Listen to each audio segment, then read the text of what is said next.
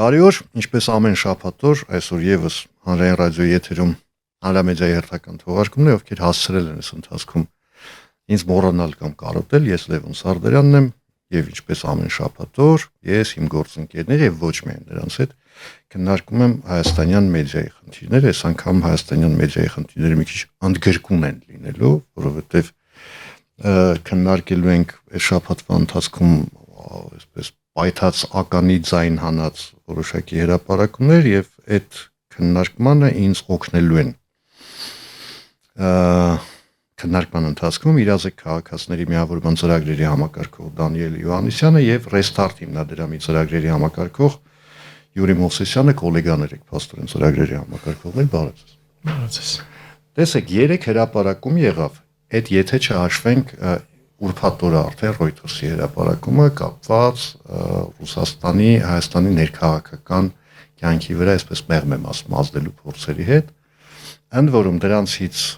առաջինը, եթե չեմ սխալվում, դոսիեներ, հետո ինսայդերներ, հետո այս քանակին գումարվեց նաև Կովկասյան քրոնիկոնները, որի մասին առանձին խոսանք եւ Reuters-ը արդեն ինչպես արդեն ասացի, ուրբաթ օրը դեռ արդեն թվեր 50 միլիոն 100,000 հայ տեղափոխում Հայաստանի Հանրապետություն ընտրությունների մասնակցելու, բայց հիմա ես կխնդրեմ եկեք մի հատ փորձենք այս ամենը հասկանալ զանգվածային լրատվության միջոցների տեսանկյունից, որովհետեւ չմոռանանք, որ նախընտրական քարոզարշավի մեջ ենք հանկարծ Աստված Եվրոպայի մեջ չմեղադրեն հակակառուցության համար գոնե ինձ լավ ձեզ կարող ինձ գոնե չմեղադրեն։ Մեզ էլ չի։ Դե ես հանրային մարդ եմ, դիտորդ է։ Ես հանրային մարդ եմ, դուք ավելի ազատ մարդ։ Ավելի ազատ կարգավիճակ ունի։ Լավ, Մեկ երկուսով կնախանձեք։ Յուրի ջան, մտքովդ ինչ անցնում է դուք ասես, լավ այդ դեպքում։ Մենք մի քիչ սահմանափակ ենք։ Հիմա զանգվածային լրատվամիջոցների հետ կապված հրապարակում կար։ Միայն այդ Կովկասյան քրոնիկներում, ընդ որում քեզ Դանիել, եթե չեմ սխալվում, մեղադրեցին այսպես սունկ կայքի տվյալները օգտագործելու համար։ Ճիշտ է։ Դե չեն մեղադրել։ Չէ, դե մեղադրել լավ շակերտներով եմ ասում։ Տեսեք, այդ հրապարակվեց մի նյութ Factor TV, որ ասեց, որ Կովկասյան քրոնիկոնը սունկ կայք է։ Ինչը ճիշտ է, այո, Կովկասյան քրոնիկոնը սունկ կայք է։ Բայց այդ նյութով Եվստեղ ես իրական Factor TV-ին չէի մեղադրի, էլի, Factor TV-ին ֆիքսել այն ինչ որ կա։ Բայց Factor TV-ին չի գրել, որ որտեղ գրված բաները իրականությանը չեն համապատասխանում։ Factor TV-ին չի գրել, որ դա որևիցե կերպ ստվեր է գցում դոսիեի, Reuters-ի, այո, Reuters-ի,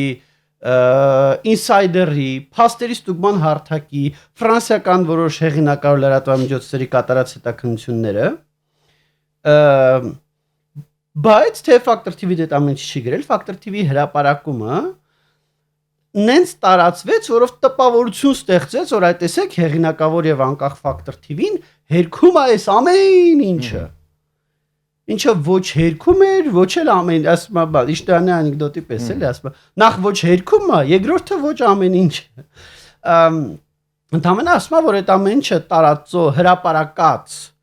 կայքերից մեկը սունկ կայքը։ Այո, ճիշտ է, իսկ ով ասեց, որ արտահոսքը միշտ պետք է հրապարակվի ստորագրած, պեչատած եւ նոտարական վավերացման։ Ինչքանով որ ես եմ հիշում, քո փաստարկը նաեւ էր, որ լավ թեկուզ ինքը սունկ կայք է, ընդունում ենք, որում եթե չեմ սխալվում, այդ սունկ կայքի երևացող դեմքերից մեկը Մարնեուլի ադրբեջանցի երազգությամբ, որը հիմա ապրում է Եվրոպայում, եսին որտեղ։ Ճիշտ է։ Էական չի, լավ, այդ ադրբեջանցիա, վրացիա։ Այստեղ մի բան արձանագրենք։ Okay, սունկ կայքը, այդ սունկ կայքի հրապարակած տեղեկությունները մեծ մասամբ համընկնում են այն ինֆորմացիայի հետ, որը մենք ունենք այլ տեղերից, այդ թվում տեսնում ենք մեր ոչ կույր աչքերով, այդ թվում լսում ենք մեր ոչ խուլ ականջներով եւ այդ թվում կարդում ենք հեղինակավոր լրատվամիջոցներում։ Օրինակ, որ Ռուսաստանը պլանավորում է Հայաստանում ընտրություններին միջամտություն։ Այսինքն այդ մեկ, երկրորդ, այսինքն այդ կայքի ներկայացրած տեղեկությունների մեծ մասը համապատասխանում է նրան, ինչ որ մենք գիտենք։ Երկրորդը, այդ կայքը բացատրություններ է տալիս որոշ երևույթների, որոնք մենք տեսնում ենք, լսում ենք, բայց բացատրությունները բացատրությունների շուրջ տատանվում էինք, կասկածում էինք, հա? Կամ Օրինակ, խուսափում էինք ուղիղ ասել։ Կամ խուսափում էինք ուղիղ ասել։ Այո։ Օրինակ որոշ անձանց նենց կտրուկ դիրքորոշումների փոփոխությունները ոնց եղավ, որ այս անձը մի դիրքորոշում ուներ, մի հոպս փոխվեց։ Հոպս արևմտամետը դարավ կտրուկ ռուսաներ։ Որ հեղինակա որ լրատվամիջոցների մասին խոսեցին մինչև յուրին։ Բայց ես միշտ քննարկություն միջև վերջ ավարտեմ եւ երրորդ բանը, որը շատ կարեւոր էր, էտենա որ Կովկասյան քրոնիկոնի հրապարակած տեղեկությունների որոշ մասը էքսկլյուզիվ եւ ստուգման արդյունքում ճիշտ էր։ Օրինակ Լազարյան ակումբի հանդիպման մասին իրանք ինչ որ ցուցակ հրապարակեցին, թե ովքեր են մասնակցել այդ ակումբի հանդիպմանը։ Եվ այդ ցուցակում կային ազգանուններ, որոնք ոչ մի ուրիշ տեղ հրապարակված չէր։ Հրապարակված չէր այդ մարդկանց նկարները, ոչ մի տեղ չէր երևում, պրես ռելիզում այդ մարդկանց ազգանունները չկար։ Եվ այդ մարդկանց մասով կարողացանք ողջել, որ իրոք մասնակցել։ Կարողացանք ողջել, որ նա միտեղ զանգեցինք այդ մարդուն հարցրեցինք։ Միշտեղ զանգեցինք ուրիշ մասնակցի, հարցրեցինք, ասացինք այն մարդը մասնակցել է, այդ ուրիշ մասնակիցը հաստատեց, որ մասնակցել է։ Այսինքն տեղեկությունները, ոնց ասեմ, չէ՞ մեկը պատվալում չի գրել այդ տեղեկությունները։ Չէ, կարող է պատվալում գրել։ Այդ գրողը շատ լավ տիրապետում է ինֆորմացիա։ Չէ, Հայաստանում ես մի պատվալ գիտեմ, այնտեղ այնքան բան են գրում։ Այստեղ մի քիչ են կոմա գինոգործարանի շրջակայքում։ Յուր։ Ես ուզում եմ նախ սկսենք մեդիա դաշտի այս գործառույթների բաշխվածությունից, էլի։ Օրինակ հիմա մենք կարդում ենք տարբեր զեկույցներ, որտեղ առնվազն մի 5 լրատվամիջոց Հայաստանում նշվում է, որ ազատ են, անկախ են եւ ոնց որ այս ազատ խոսքի ջատագովն են, այսպես ասած։ Ես խնդիրը ավելի շատ այդտեղ եմ տեսնում, որովհետեւ առնվազն 8 ամիս առաջ կամ եթե ավելի տենց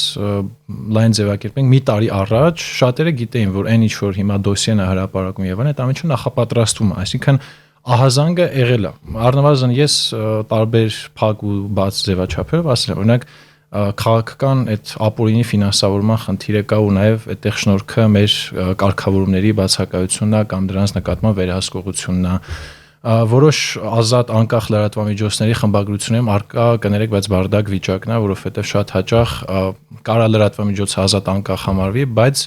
ինչ որ խմբագրի կամ կիսախմբագրի կարգավիճակ ունեցող մարդը ազդի տվյալ խմբագրության քաղաքականության վրա եւ այլն առնվազն քաղաքացիական նման խմբագրություն գիտեմ, որտեղ կողքից եկած մարդ կա, կոֆե է խմում, այնտեղ անընդհատ ու մեկ էլ հանգած այդ լրատվամիջոցի լրահոսը նայում ես, այն որ ծերից ծեր, այն որ գիտես որտեղից, ինչպես, երբ հիշում եք դասականացում, ես գիտեմ ինչպես։ Շատ հայտնի լրատվամիջոցի մասին է։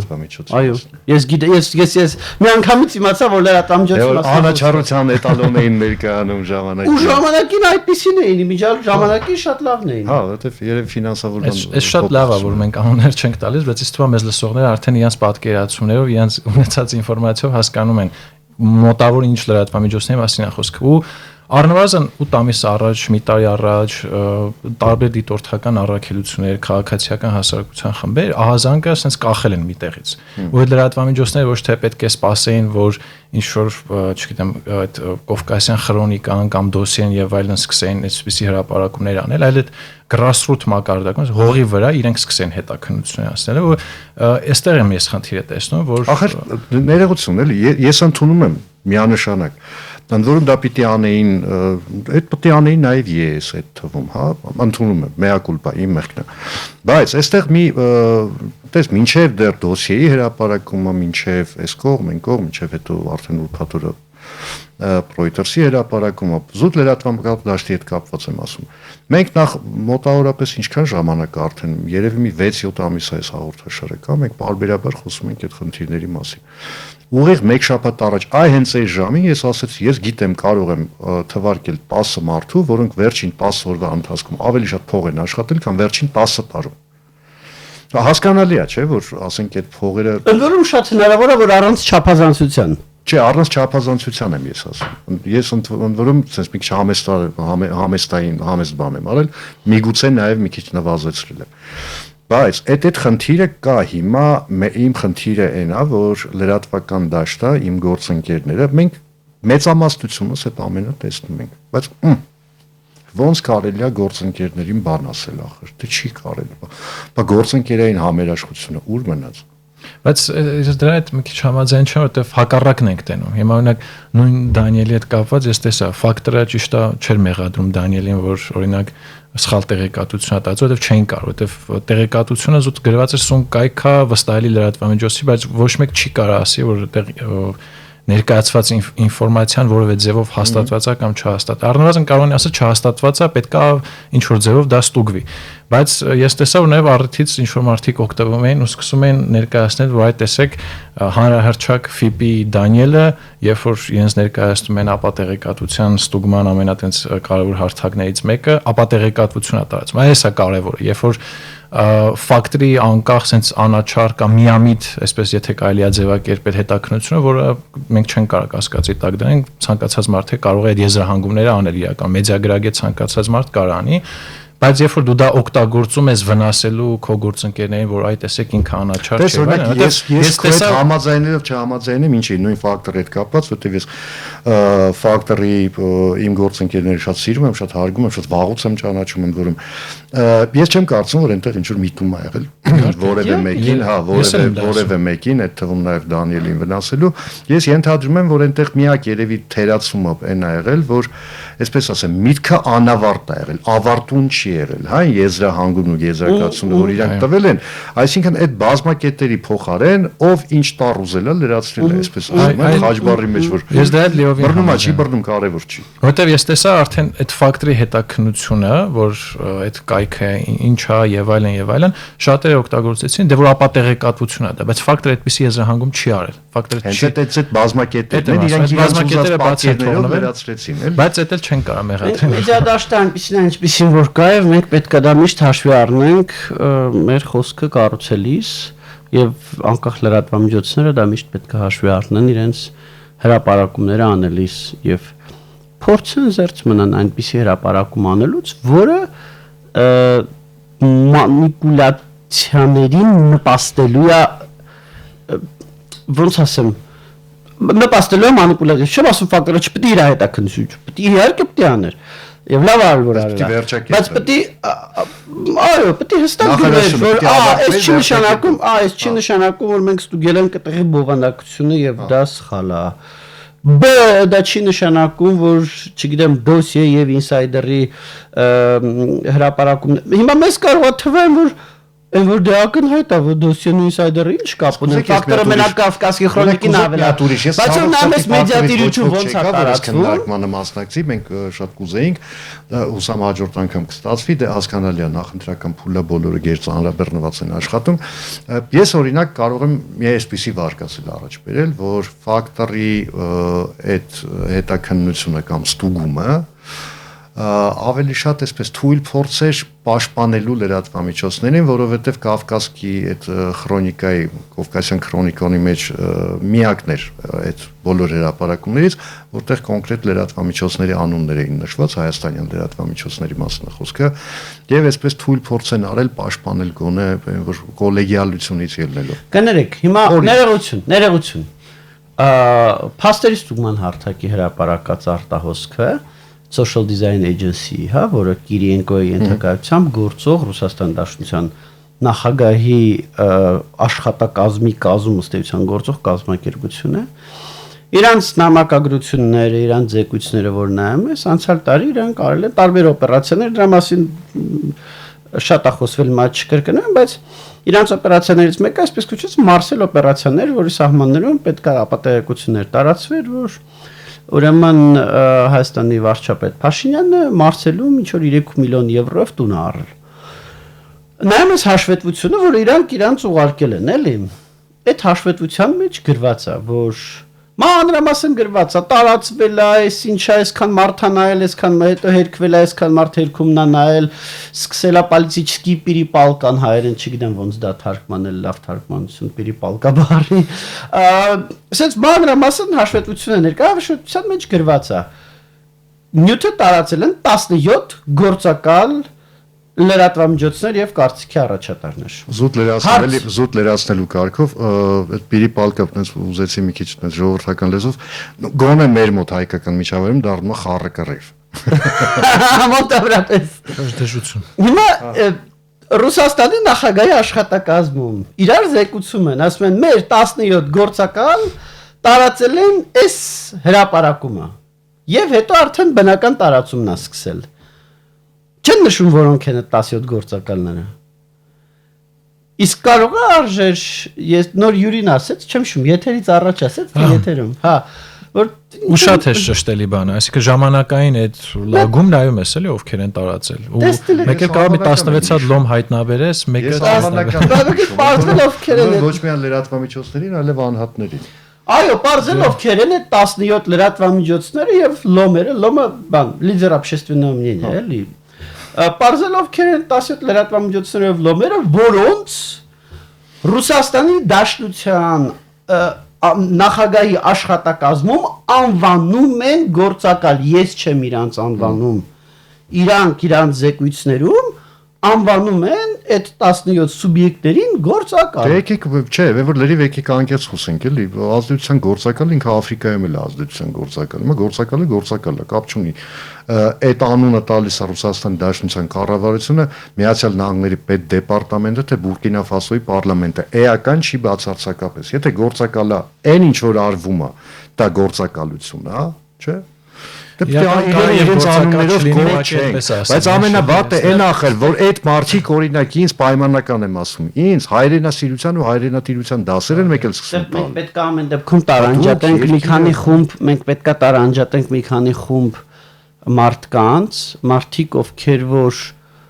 գործակալ են, տենց կոնկրետ վերբով կարած գործակալ են եւ որոնց պետքա չլինի լրտեսության հոդված, նու լրտեսություն չէ թե Հայաստանի քաղաքապետական դավաճանության հոդվածով դատել։ Դե մեկը արդեն կա հերիքալ։ Մարդիկ ովքեր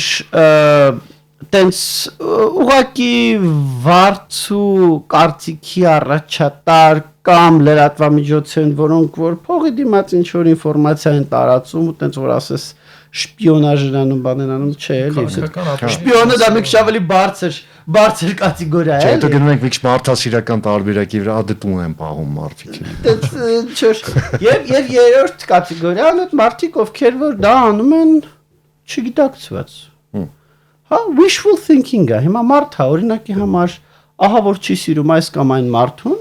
դրա իր հետ այդ մարդ գործչին, այդ գործչի մասին ինչ որ վատ լուր է տեսնում որ գործիչը 3 միլիոնով Ֆրանսիայում տուն է առել։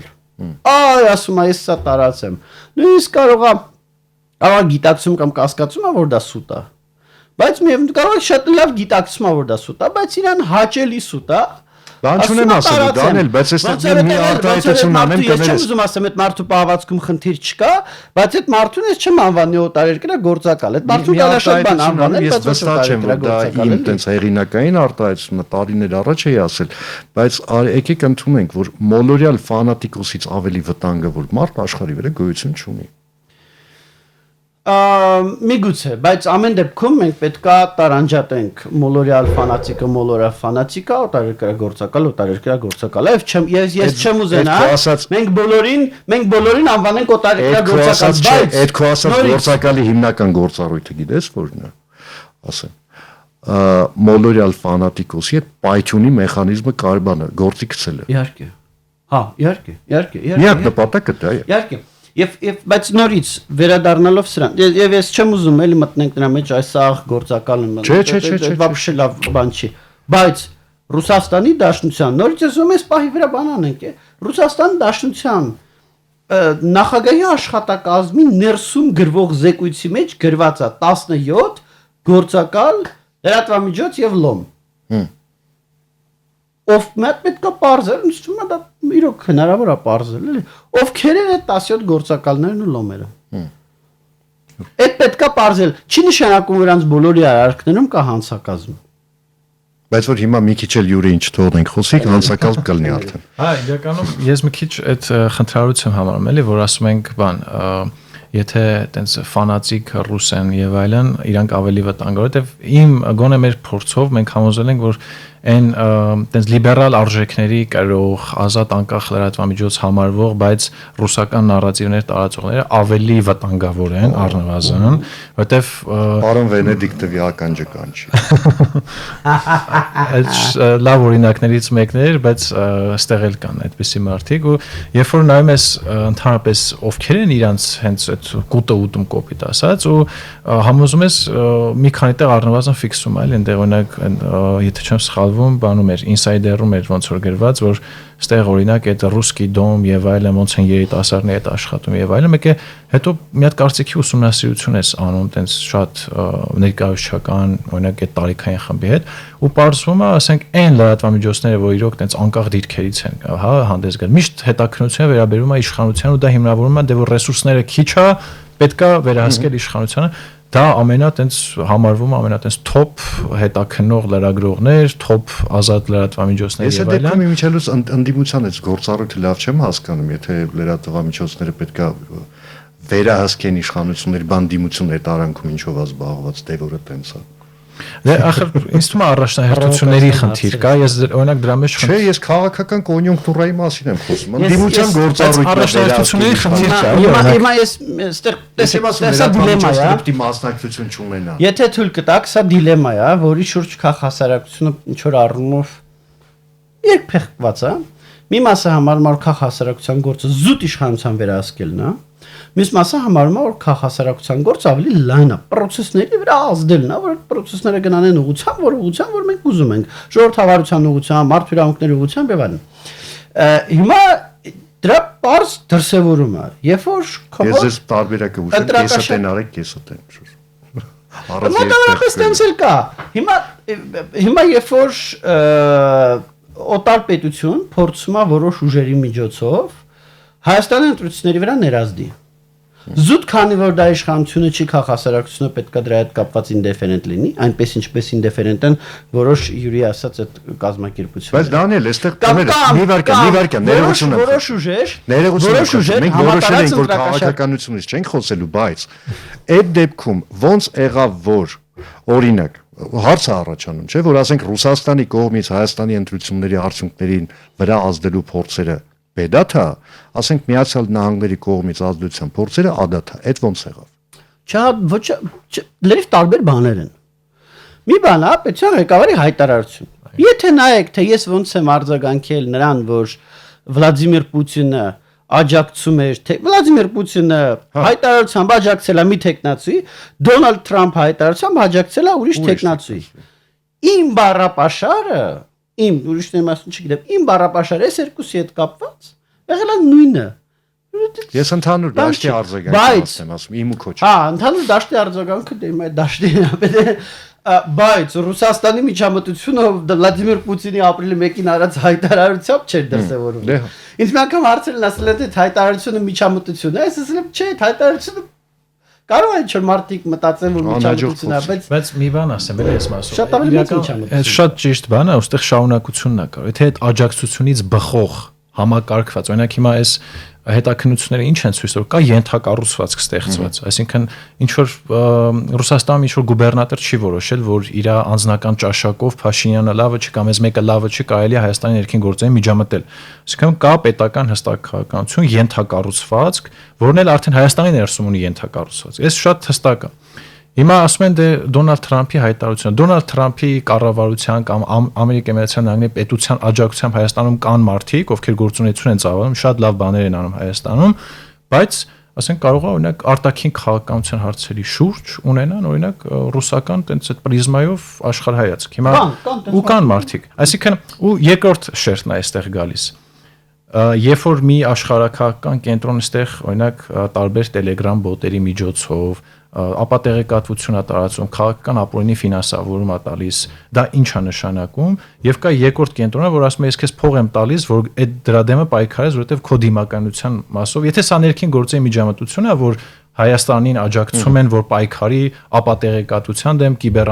ուրեմն օքեյ, եկեք դա տենց ֆիքսենք, այդ մարդկանց աշխարհընկալումն է։ Բայց է շատ կարևոր ներկայացնում են։ Եթե ուզում ենք իրավիճակ աբսուրդային ասենք, կարող ենք ասես մի հատ օրինակ բերենք, օրինակ Նիկոլ Փաշինյանը եթե հայտարարի, որ աջակցում է օրինակ Էրդողանին ընտրություններին, դա նշանակում է Հայաստանը միջամտում է Թուրքիայի ներքին գործերին, թե չէ օրինակ։ Եթե աջակցության հայտարարությունը համարվում է դրամաբանության, Այս աբսուրդ բան եմ ասում։ միջամտությունը գիտեք երբ կլներ, երբ որ Լոս Անջելեսում ոստիկանությունը գնար սկսել մարդկանց դուրը թակեր, ու ասել ձեր էքստրադիցիայի հարցը ենք դնելու, եթե դուք հիմա չզանգեք Հայաստան ձեր հարազատներին կամ չթռնեք Հայաստան ու չընտրեք ում որ մենք Իմիջիայլ Reuters-ի մեջ արդեն առաջին անգամ եթե չեմ սխալվում, $100,000 մարդ տեղափոխել Հայաստան, դա կարժենա մոտավորապես $50 միլիոն $50. Կամ Ամերիկայում, չգիտեմ, իրանց հարկային մարմինները գնային բռնեին ինչ որ հայ բիզնեսմենների ու ասեն ձեր մոտ աշխատող Հայաստանի քաղաքացիներին պետք է ուղարկեք Հայաստան, որոնտեղ քվեարկեն մեր ասած ուժին։ Կամ Ամերիկան կամ 43.5 միլիոն շիշ ջերմուկ հետ ուղարկեն։ Այո, կամ բան ամերիկյան ֆինանսավորմամբ, չգիտեմ, գործող ազատություն ռադիոկայանը։ Չէ, ամերիկացիները բնականաբար Russian Today դա անում է։ Օրինակ այն Փաշինյանի հայտնի վիդեոն որտեղ երեխան իբր մոտենում ու լացում է, երբ որ իրան քաղցրավենիք է տալիս, այդ տիպի ինչ որ մի բան չեմ ասում, այդ ձևի գրեհիկ բան, որտեղ իրականում ես կարծում նաև հակառակն է դա աշխատում, որտեղ երբ որ նայում եմ Մոլդովա, Ռումինիա ինչ են արել ռուսները, իրականում այնտեղ շատ պրոֆիտ է։ Ես խոստանում եմ, որ տենց անհատապես այդ բոլոր թեմաները մենք քննենք արդեն ամսի 7-ին, իմիջայլոց հունիսի 7-ին ընտրություններից հետո հրավիրում եմ այստեղ մենք փորձելու ենք այսպես քննարկում ամփոփում նախընտրական, հետընտրական հնարավոր զարգացումներ այս թեմաներով ժամը 20-ից երևի կհավաքվենք, հրավիրում եմ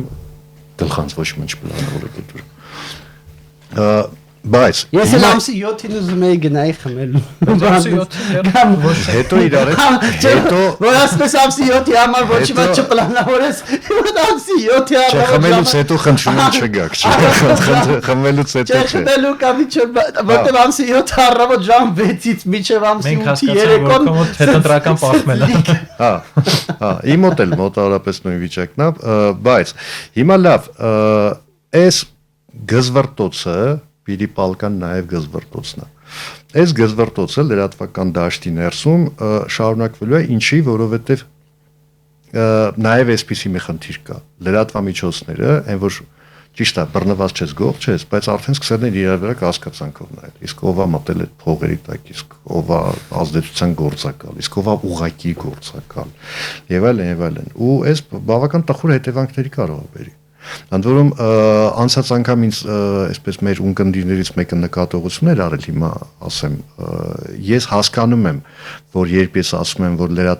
լրատվական դաշտում գզվրտոցած սկսվելու կարող է իրար դեմ դուրս գալ դա հայելային արտացոլվում է հասարակության վրա ու շատ հնարավոր է հասարակության մեջ եղած լարվածությունն է տեղափոխվել լրատվական դաշտ այստեղ ձունա հավից թե հավնա ձվից կարող ենք չվիճել կա փաստ Հիմա ինչ անենք լավ որ լրատվական դաշտը գոնե մի քիչ հանդարտվի թեկուզ ամսի 7-ից Ես համաձայն չեմ որ դա հանդրությունից եկել է լրատվամիջոցներ Դա լրատվամիջոցներից գնում է հանդրություն Եվ լրատվամիջոցների որոշ մասը դա անում են փողով, պատվերով եւ 10 օրում 10 տարվա եկամուտ ապահովելով Էտա մեխանիզմը Այս երկրի հասարակությունը շատ լավ հասարակություն ոնց են թերագնահատում եք մեկ շատ լավ հասարակություն է շատ խաղաղ հասարակություն է շատ լավ փողոցում լարվածություն տեսնում եք Չէ քիչ եմ լինում գործի բերումը բայց չէ Չկա Ես ներողություն ես մտնում եմ Facebook լարված ես փողոց տեսնում ես մարդիկ էլ ճանաչում են հաճախ ժպիտներ բաներ լրատվամիջոցներն էլ թողենք ամփոփի որ լրատվամիջոցներին չհետևող մարդկանց հետ որ խոսում ես իրանց համար տենց կյանքը շատ երջանիկ է ու ես իրական հենց երիտասարդների հատվածում այդ խնդիրը ասում են արա всё արդեն որ sense տենում ենք մարդը 5 TV-ա նայում առաջին ալիքն է նայում եւ այլն ու հասկանում է որ իրան դա պետք չի ու այդ մարդը շատ երջանիկ է ապրում այսինքն իսկ այն մարդիկ ովքեր ասենց ամեն տարով ես այդպես մարդիկ կան Հայաստանում իրական ու շատ լուրջ հետևում են քաղաքական գործընթացներին եթե Facebook-յան կոմենտները տեսած կնեք այդպես ոչ չաթ-բոտերով աճեցված եւ այս սովորական մարդիկ ամենօրյա ռեժիմը իրանց մոտ փոխանցվել է այդ քաղաքական նյարդը այսինքն այդ քաղաքական ուժերը տարբեր մեխանիզմներով լրատվամիջոցների միջոցով մարդկանց մեջ այդ քաղաքական բացասական նյարդը ներարկել են Այսինքն այդտեղ մարդկանց խնդիրը չի, որ ամեն օր մտնում են Facebook տենան ինչա կատարվում երկրում ու այդ վատն է գալիս իրանց, այսինքն դեզինֆորմացիայով, վնասարար խոսույթներով եւ այլն, բայց քանի որ այդ բանից ենք խոսում, լրատվամիջոցների խնդիրները եւ այլն, ոնց որ այդ սենյակի փղին մոռանում ենք, իսկ ով պետք է այդ դաշտը կարգավորի։ Օրինակ հիմա ասում են, այսինչ ուժը քաղաքական ապօրինի ֆինանսավորում, դե կներեք, եթե թույլ եք տվել օրենքով ինքը տարբեր ձևերով շրջանցի քաղաքական ուժ ստեղծի եւ այլն, դե վայել եք, թույլ եք տվել առնվազն, այդ դաշտը բաց եք թողել, այնպես չի, որ դուք չեք իմացել այդ դաշտը բաց է ու ես հիմա ասենք ինչ որ քաղաքական հայտարարություն եմ լսում մեծ քաղաքական իշխանության կողմից, որ Այսա հունիսի 8-ից հետո այս լրատվամիջոցները սենց են անելու եւ այլն։ Այստեղ խնդիրը պետքա մենակ այն լինի, որ պետքա դա լուծվի հստակ օրենսդրական կարգավորումներով։ Հիմա առնվազն այն լրատվամիջոցները, որ մենք գոնե կասկածում ենք, որ իրանք այդ փող առնողներն են, լոմերն են եւ այլն, մենք առնվազն տենում ենք, որ խնդիր կա այդտեղ ֆինանսական թափանցիկության մասով։ Հիմա այդ խնդիրը ինչու չի լուծվում։ Այդ ամենակարևոր խնդիրը ես դրա լուծումը տենում եմ օրենսդրական դաշտում, հստակ այդ մարդիկ պետքա հստակ քաղաքական ես արդեն ավարտում եմ, ներողություն եմ խնդրում, բայց պիտի ավարտեմ, ես ուղղակի ուզում եմ, որ լրատվամիջոցները լինեն ոչ թե լոմ, այլ ԶԼՄ, հա, զանգվածային լրատվամիջոց։ Լոմ լինելը ոչ միշտավոր լավ բան է։ Շնորհակալություն զրույցի համար։ Հիշեցնեմ այսօր իմ այդ հիմնականում համաձայն էին, որոշ դեպքերում համաձայն չէին, իրազեկ քաղաքացիների միավորման ծրագրերի համակարգող Դանիել Իվանիսյանը եւ Restart հիմնադրամի ծրագրերի համակարգող Յուրի Մովսիսյանը, ես Լևոն Սարդարյանն եմ, կհանդիպենք